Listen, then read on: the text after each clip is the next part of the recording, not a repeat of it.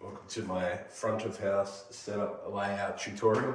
I've had a lot of requests for this one of how I go about running our show. This is the exact same setup that I take everywhere from clubs to festivals, even programming the actual timecode at home. It's the same setup everywhere, so I know it's going to be consistent when it comes to playing back the show. I run everything off the Grand MA, either Grand MA 2 or 3, all in mode 2, as you can see here. The show has been consistently updated in terms of cue stacks and time coding since probably the end of 2021, which is when I started full-time for Will Sparks, and it keeps developing. So currently on the road I am touring with a MacBook Pro 16-inch M1 Max. It's a great laptop, handles everything, no worries, especially in those larger situations through Europe where we are running into festivals with multiple 4K outputs and also cameras as well. I tour also with a MacBook Air, I believe it's a 13-inch. This only runs my ShowControl. Currently I've got the two systems running individually, just currently due to that's the system I went with when I started, and it's been consistently working for the last 2 or so years. So I thought I'd just keep that going with obvious plans to maybe move to just one machine. So yeah, everything is triggered and controlled through the MA console. As I said, it doesn't have to be a 3, it could be a 2. Just make sure on your riders, you make sure you request consoles and no command wings or whatever it might be, fader wings. So yeah, always a console. I also tour with a little setup here that consists of a SoundCard, ArtNet, DMX to ArtNet box, and also a 5-port switch. They travel with me everywhere.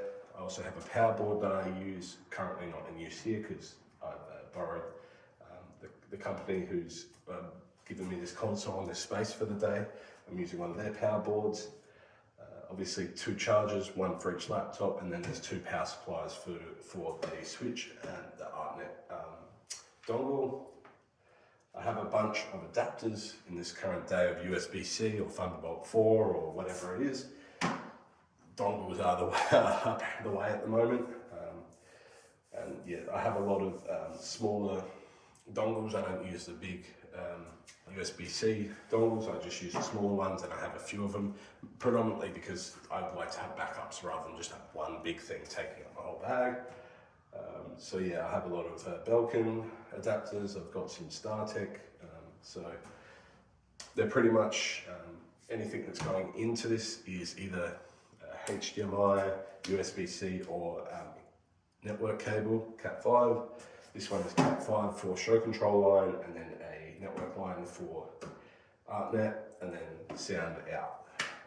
So it's pretty much my setup. I will show you exactly how it all runs together now.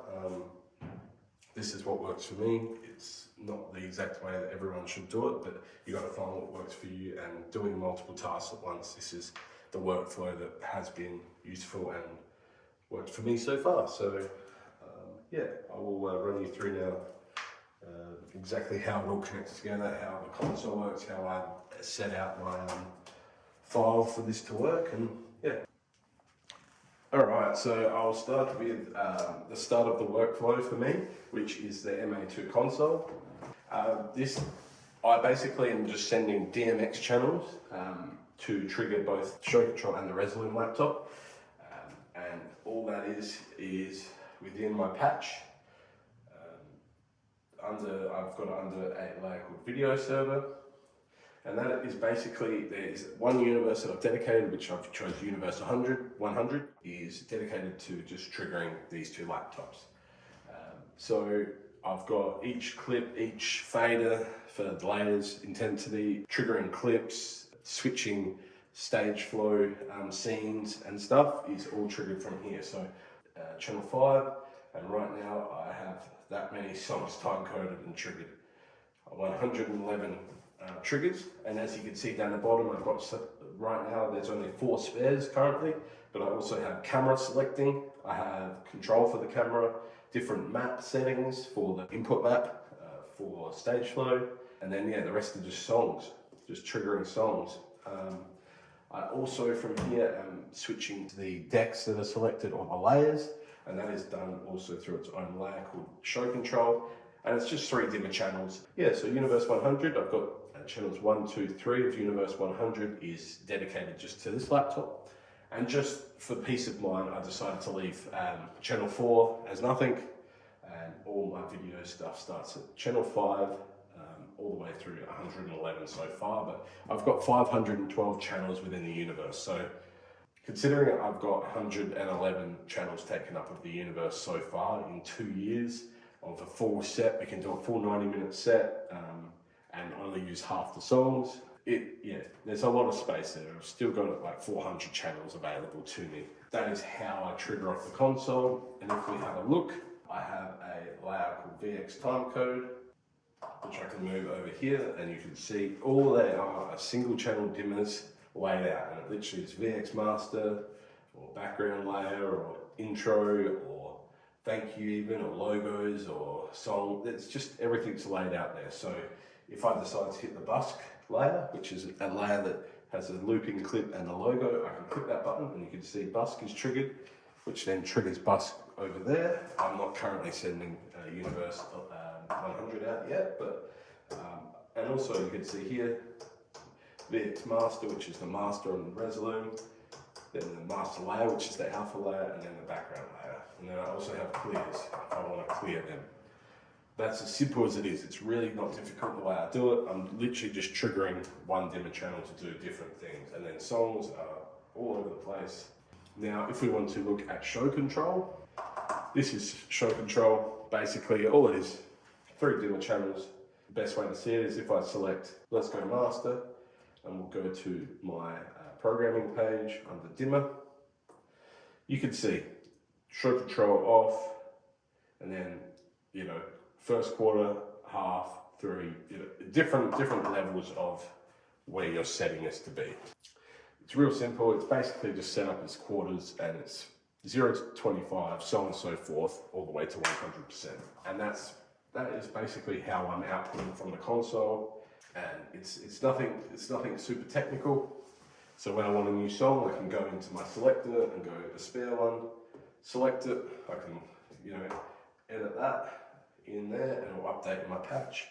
Store it full, click it, store it, label it. And now I'll always know, once it's labeled, it might be called, say the song's called Spare, I'll know channel 101 is that, and then I tell it to do whatever it wants on the other end. So, and that's pretty much it in terms of the lighting console side. In terms of the actual show, it's super simple. I have my songs laid out here. Every song has a macro that triggers a page. So for example, our current intro, it brings up a page. You can see I've triggered the first cue because the intro I just want it to be ready. It's turned on a timecode sequence, so that's standing by, it's playing, so you can see it's playing. And then in terms of video, all I've got is one button, then I click, which if we go to this layout page, intro triggers that, so it selects the clip there, and then I have to just make sure whatever deck the intro is loaded up to in terms of, if I go to viewer, deck 1 through 4, I have to make sure that I have that turned on and live. All right, here we are behind the MA3 light. I just want to run you through exactly what I use for the console output. So a lot of the time at festivals and shows, you will get to front of house and they will always generally be using the ArtNet line or SACN, or they'll be using the MANet for NPU or multiple other consoles at front of house as backups. So a lot of the time I do not want to interfere with their network or connect to their network just to control my video. So instead of connecting to their network and asking for IPs and having clashes and loads of issues. And also considering there will probably be another LD operating the act beforehand, I don't want to be connecting and messing up what he's doing. So what I decided to do was get a female to female adapter and then go into a DMX cable. And basically I use the DMX in, and then on the console, I flip the job of that connector, and I change it to an output and set it to whatever output I wish for video to be triggered through. The only other thing I use behind the console is a XLR cable into the timecode port. Apart from that, it leaves all the DMX outputs available for the festival. They might use it for atmospherics at front of house. They might use it for the actual stage. They might use it for site lighting. It just leaves it free, so I don't have to worry about dealing with that or that. I just use my own cable and plug straight in. I can plug it in before because there is never anyone using the DMX input. Some clubs might use it and flip it like I do, but very rarely. So it just saves a lot of issues when you get to site and lets you be able to fully plug in and then just take over. All right, moving to my actual ArtNet box. It is an Enttech ODE Mk2 DMX to Ethernet. And basically all I've got it set up to do is take DMX input. I then use a short link cable, and then that then connects to a switch that I'm currently using. This is the in, and then those two send out to the two show laptops. Now, this goes in, and I am just broadcasting in the 2 range, which is the ArtNet range. So it's just broadcasting to this, which then I just choose any IP I want for these 2 laptops in the 2 range, and it will just broadcast that whole universe out from here. That is as simple as it is. It's super easy to use. I stole this idea actually from a guy from Australia that looks after a band called Ocean Alley, called Dutchy. He was doing this same idea and explained it to me when I did a show, being his front of house tech, and it's worked great wonders for me. Made it super simple, easy way to avoid dealing with festival networks. So, and then you can also add in more laptops for lasers or anything else that you would like to control, and it's that simple. In terms of audio, there is a sound card here. There is nothing currently plugged in at the back. I'm not outputting anything out the back. The only thing this sound card is doing is receiving audio signal, which is right here. There's 2 lines. So basically the run is out of this laptop via this cable. It runs down the left and the right channel, the same audio, as you can see, into here. One cable splits off and it comes into the lighting console, and the other cable splits off and runs into a loom, which is loomed up here, that runs into the front of the interface, which if I come around here, you can see, if we look here, you are able to see that there is an XLR plugged in, which is the audio timecode into the sound card. The only other thing is this cable, which is a jack cable, and honestly that cable is cut halfway down the loom. It goes to nowhere, and all it is a strain relief for this cable. That is all it does. So that one's not being used. I can unplug it and plug another source in, but I don't need to. The other cable is just the power for the Enttech box. Well, let's head over back to the laptops. So right now I've got a small, basic, nothing special, cheap dongle, and that is only receiving ArtNet from the console that we just ran through. That is all that's doing. This second adapter is powering, charging the laptop, as you can see here, but it also is my ShowControl adapter. So a line would come in here from the festival, and that would then connect the network for ShowControl. That is all that does. This laptop does not do anything else besides ShowControl. That is its only purpose.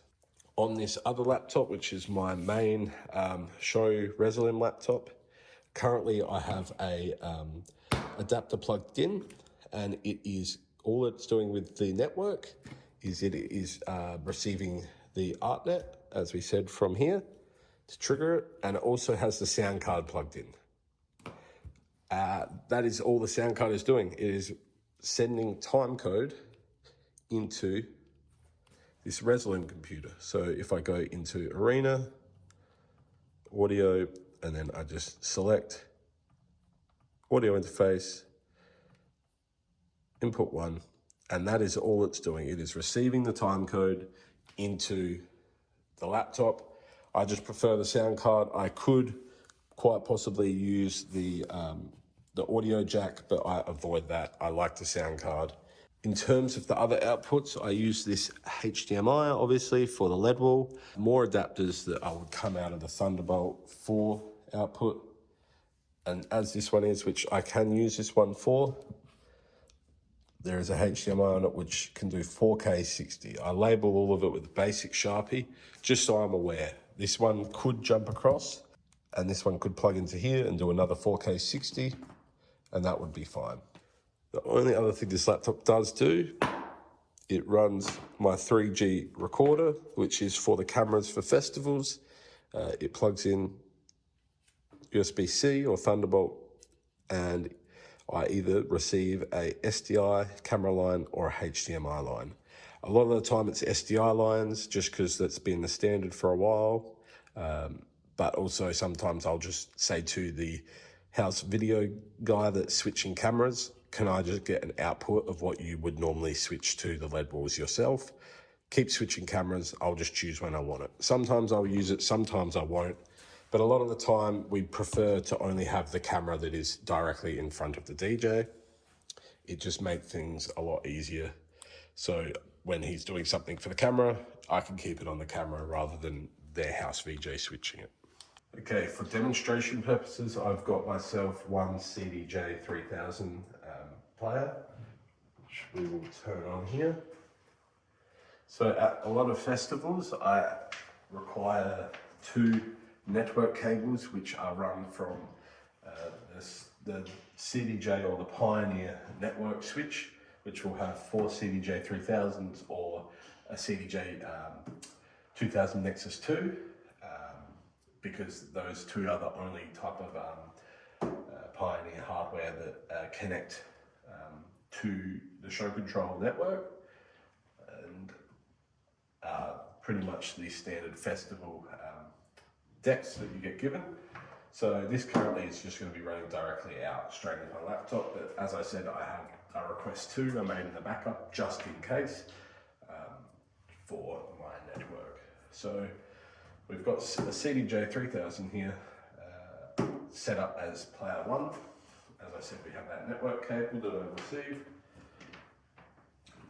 That runs into the ShowControl laptop, which then I will go into my laptop's network settings and check that there is no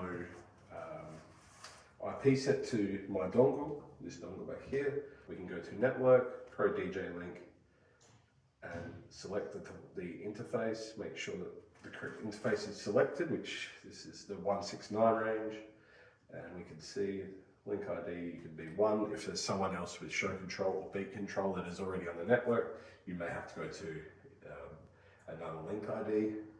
But you can see there is a CDJ 3000 connected, and we will prove that now by plugging in a USB to the decks and load up a song. That is now loaded. As we can see here, it is loaded up. Now, this is how it would be at a festival. We load our intro always into deck 1. And as you can see, USA draft is there, and it's got its offset correct. So now at this point, we are at the show. I'm on my show page. I've connected everything as I've shown you. Now I have to select what deck I want. So as we spoke about, I plugged into the DMX input. I now have to flip that to be an output. Network configuration, console, as you can see. This is our console here. I'm just looking at the DMX in. So select that, I switch that to out, and I choose whatever universe that I put it all under, which is 100. Now I'm ready to select. Now if we look at this laptop here, ArtNet, info, offline. Let's double check that we're online, it's connected, cool. So we are online. deck 1, you see that jump to deck 1, and layer 2, boom, layer 2. So now that that is all in there, I am controlling, I'll just jump to the other side and maybe turn towards you a bit. I am controlling what deck I want for what layer, same with the second one, and what one I'm reading from, layer A or layer B. And that is just triggering with dimmer channels through this ArtNet box. So now that is ready, I also need to get the video laptop ready. Cool, so now that we are good in terms of ShowControl and timecode, let's look at the video laptop. Now the video laptop should be receiving ArtNet, let's double check. No, so we're not getting anything. So that's where I will go into Arena and check the DMX. So we've got no adapter selected. So if I select this adapter, we should be receiving, there we go. I have control now of this laptop over ArtNet. So both of these adapters that are using the ArtNet are both set. I think this is like a 2.0.0.9 and this is 2.0.0.8. And then I'm sending this one broadcasting. This is 2.0.0.1, but it's broadcasting over that network. So now I have that control. Our tour manager's on stage, he's loaded it up. I'm seeing it, I'll let him know over the comms that I'll have. Generally before I start, I'll off everything and I'll bring up the blinders a little bit. I can see it, so I'll double check. You know, deck 1, deck 3 is generally the load up that I do. And then generally I'll put the 2 faders up, which currently I'm not outputting. You can see that's the output there. So masters, background. So I would generally go like, at the festival, I'd send out a quick test pattern that they can see it's working, or I also have this thing that I have where it's the red lines, as you can see. I'll just send out red lines and you would see them coming down on all the screens. Once I'm ready, clear everything. All I've got loaded is like the background layer, all the video and timecode stuff. I would stand by.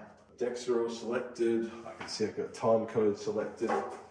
Stand by. I would then trigger the intro track, which triggers the first cue of that track, and timecode is waiting. I've got one button click here, which if you watch carefully, it will switch. There we go, we switch to the intro. Now that video is waiting for timecode. As soon as I trigger that, I put the fader up, we're live, everything is live. As soon as he clicks play, timecode. Receiving the timecode. So that was an honest mistake, something I have missed. You need to make sure you go into utility, audio out, headphones, and then obviously we're not at a festival stage, but I will turn the audio on for the door. So let's try again. As you can see, it's working. I'm getting timecode. If I just load up the stage, you can also see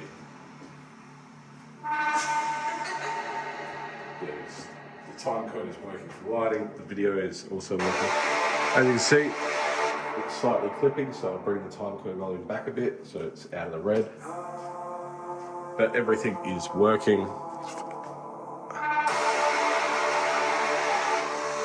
I might have to adjust this slightly.